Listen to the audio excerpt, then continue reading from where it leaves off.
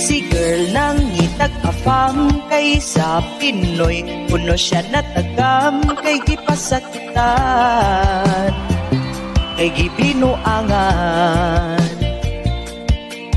May kamit siyang kano, taas gahidak ko, idala siya sa hotel.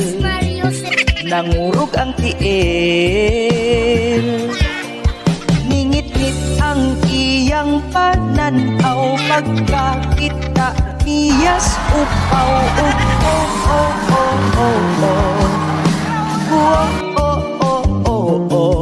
Ibirahan, ipabuthan iyang puan, nasubrahan pagkahuman ihilantan. Si girl na kumatos, wala kaantos,